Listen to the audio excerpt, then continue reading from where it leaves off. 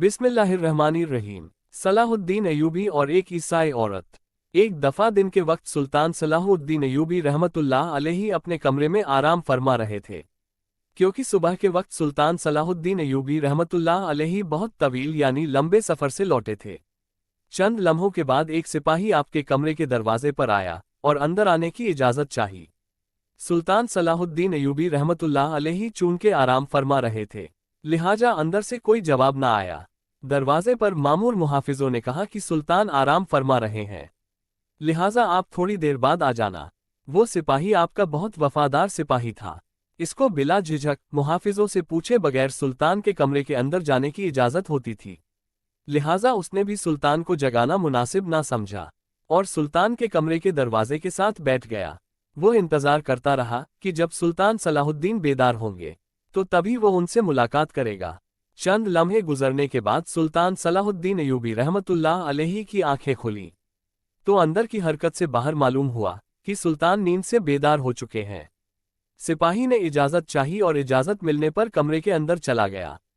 सुल्तान Salahuddin Ayyubi ने सिपाही से पूछा, ऐसी क्या खास बात थी कि तुम इतनी देर से कमरे के बाहर इंतजार कर रहे थे? सिपाही ये सुनकर बड़ा हैरान हुआ कि सुल्तान को कैसे पता चला कि मैं बाहर इंतजार कर रहा हूं। तो सिपाही ने सुल्तान से कहा, सुल्ताने मुआजिम, आप तो नींद में थे, आपको कैसे मालूम हुआ कि मैं बाहर खड़ा आपका इंतजार कर रहा हूं? तो सुल्तान सलाहुद्दीन अय्यूबी ने कहा कि वह इंसान कभी फातह सुल्तान नहीं बन सकता जो सोते हुए देख ना सके, कुछ सुन ना सके और कुछ महसूस ना कर सके। फातह सुल्तान और बहादुर सरदार वही होता है जो सोता हुआ सुन भी सके, देख भी सके और महसूस भी कर सके। सिपाही बड़ा हैरान हुआ और फिर सुल्तान ने पूछा, बताओ क्या बात है? उसने कहा, सुल्तान मुआजम, शाही हकीम साहब आपसे मिलना चाहते हैं। सुल्तान ने कहा, इजाज़त है, आप हकीम को अंदर ले आइए। सिपाही बाहर गया और चंद लम्हों के बाद शाही हकीम को लेकर सुल्तान सलाहुद्दीन की खिदमत में हाजिर हुआ। सुल्तान सलाहुद्दीन अय्यूबी रहमतुल्लाह अलैहि ने हकीम से पूछा, हकीम साहब बताओ क्या बात है? आखिर आपको मुझसे इतनी जल्दी मिलने की क्या ज़रूरत पेश आई?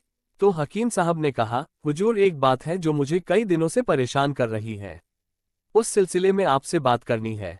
सुल्तान सलाहुद्दीन अय्यूबी रहमतुल्लाह अलैहि ने उससे पूछा, बताओ कौन सी बात है? तो उसने कहा, सुल्तान मुआज्जिम, मेरे हकीम खाने में मेरी बहुत सारी शागिर्दों में से एक शागिर्द है जो कि एक खातून है और ईसाई मजहब से ताल्लुक़ रखती है। उसने इस्लाम के बारे में बहुत कुछ पढ़ा और बहुत कुछ सीखा है, लेकिन उसके जहन में चंद सवाल हैं जिनकी वजह से वो उलझ कर रह गई है और अभी तक मुसलमान नहीं हुई। वो चाहती है कि मुसलमान हो जाए, लेकिन एक सवाल का जवाब मेरे पास नहीं, जिसकी वजह से वो अभी तक मुसलमान नहीं हुई। सुल्तान सलाहुद्दीन अय्यूबी ने मुस्कुरा के कहा, सुल्तान के हकीम होते हुए भी तुम्हें एक सवाल का जवाब नहीं आया? बताओ वह कौन सा सवाल है जो उस औरत के ईमान लाने के दरमियान रुकावट बना हुआ है? हकीम साहब ने कहा कि सुल्तान मुआज्जिम, वो औरत कहती है कि आखिर मुसलमान खिंजीर यानी सुअर का गोश्त क्यों नहीं खाते? इसे खाने में आखिर बुराई ही क्या है? क्या इसके खाने में कोई नुकसान है कि जिसकी वजह से मुसलमान खिंजीर का गोश्त नहीं खाते, बल्कि इससे सख्त नफरत करते हैं? और वो ये भी कहती हैं कि हमारे गांव में तो सभी लोग अक्सर खिंजीर का गोश्त खाते हैं और अपने कबीलों में खिजीर पालते हैं और बड़ा होने पर इसको काटकर खाते हैं, और जब वह मुझसे सबक लेकर अपने घर वापस जाती है तो अपने घर वालों के साथ खिंजीर का गोश्त ही खाती है, क्योंकि यहाँ तो उसके लिए खिंजीर का गोश्त मुयस्सर नहीं। चूंकि मेरे पास उसके इस सवाल का कोई माकूल जवाब नहीं था और मैं नहीं जानता कि उसे किस तरह मुतमईन करूं, लिहाजा अगर आप उसके सवाल का जवाब देंगे तो मुमकिन है कि आप उसके नूरे हिदायत की तरफ आने का जरिया बने और शायद वह गैर मुस्लिम औरत मुसलमान हो जाए। ये सुनकर सुल्तान सलाहुद्दीन अय्यूबी रहमतुल्लाह अलैहि ने हकीम से मुखातब होकर कहा कि कल तुम उस खातून के साथ दरबार में हाजिर हो जाना। दूसरे दिन सुबह जब सुल्तान दरबार में पहुंचे तो हकीम साहब उस खातून के हमराह तशरीफ फरमा थे। फिर हकीम साहब ने बताया कि सुल्तान मुआज्जिम, ये है वो खातून जो मेरी शागिर्द है और जिसका मैंने आपसे जिक्र किया था। सुल्तान ने औरत से कहा, बताओ खातून तुम्हारा क्या सवाल है? तो उस औरत ने कहा, सुल्तान मुआज्जिम, मैंने इस्लाम के बारे में बहुत कुछ पढ़ा और सीखा, यहाँ तक कि अब मैं उस जगह पर आ गई हूँ कि मैं इस्लाम कबूल कर ही लूँ। लेकिन एक बात है जो मुझे इस्लाम कबूल करने से रोक रही है, और वो ये बात है कि इस्लाम खिंजीर के गोश्त खाने की इजाज़त क्यों नहीं देता। ये तो हमारी सबसे पसंदीदा खुराक है, चाहे कुछ भी हो जाए। मैं तो इसको खाना नहीं छोड़ सकती। मैंने इस्लाम की तालीम हासिल करने में हर जगह देखा है कि जहां भी इस्लाम ने किसी चीज से रोका है तो उसके मना करने की वजह और उसके नुकसान के बारे में भी बताया है, लेकिन खिंजीर के गोश्त के सिलसिले में तो मुझे कोई मजबूत दलील नहीं मिली। मैंने जब अपने बाइबल को पढ़ा तो उसमें भी खिंजीर का गोश्त खाने से मना नहीं किया गया। तो फिर इस्लाम ने इसे क्यों मना किया है? आखिर इसके गोश्त में ऐसी क्या खराबी है? ये तो ईसाइयों सबसे पसंदीदा खुराक है। ये सुनकर सुल्तान सलाहुद्दीन अय्यूबी रहमतुल्लाह अलैहि उससे मुखातब हुए और कहा कि अल्लाह ताला ने कुरान पाक में 3 जगहों पर खिजीर का गोश्त खाने से मना फरमाया है। फिर आपने उन आयाते मुबारका का भी जिक्र किया। फिर सुल्तान ने अपने एक मुशीर को कहा कि वो बाइबल की किताब लाओ जो अपनी असली हालत में मौजूद है। जब किताब सामने पेश हुई तो आपने उसमें वही जगह तलाश करके दिखाई जहां लिखा हुआ था कि खिंजीर का गोश्त खाना मना है। औरत ये देखकर बोली, ये क्या बात हुई? जो मेरे पास किताब है इसमें तो वाजे साफ लिखा हुआ है कि खिंजीर का गोश्त खाना मना नहीं। सुल्तान सलाहुद्दीन अय्यूबी रहमतुल्लाह अलैहि ने कहा कि मुझे तरस आता है तुम्हारे इन लिखने वालों पर जो अपनी अय्याशियों के लिए इस पाक किताब को अपने लफ्जों से बिल्कुल तब्दील कर रहे हैं। तुम्हारे पास जो बाइबल है अपनी असली हालत में मौजूद नहीं है, इसमें वक्त वक्त पर काफी तब्दीली की जा चुकी है। फिर सुल्तान सलाहुद्दीन अय्यूबी रहमतुल्लाह अलैहि ने फरमाया कि ये तो मैंने किताब से साबित किया है, अब मैं तुम्हें इल्मे तबीयत के लिहाज से साबित करके बताऊंगा। तो सुल्तान ने उस खातून को हुक्म दिया, कल खिंजीर का गोश्त पकाकर सुबह मेरे दरबार में ले आना। वह औरत सुल्तान के सिपाहियों के साथ जंगल में गई, एक सुअर का शिकार किया और अगली सुबह उसका गोश्त पकाकर सुल्तान के सामने ले आए। सुल्तान ने गोश्त को कराहता यानी नापसंदगी से देखते हुए खातून से कहा कि अब इस पके हुए गोश्त में से एक बोटी निकालकर छुरी के जरिए उसके 2 हिस्से करो।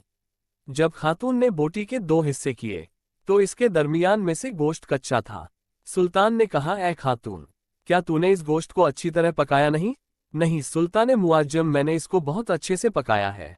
सुल्तान ने कहा कि अब तुम्हारी समझ में मेरी बात जरूर आ जाएगी कि इस हराम गोश्त को चाहे जितना भी अच्छी तरह पका लो, एक बार पकाओ या बार बार आग की तपिश दो, ये पूरी तरह पकता नहीं। इस तरह बीच में से कच्चा रहने के बावजूद जब ये तुम्हारे पेट के अंदर जाता है तो बहुत सारी बीमारियों का सबब बनता है, इसलिए इस्लाम ने इसको खाने से मना किया है।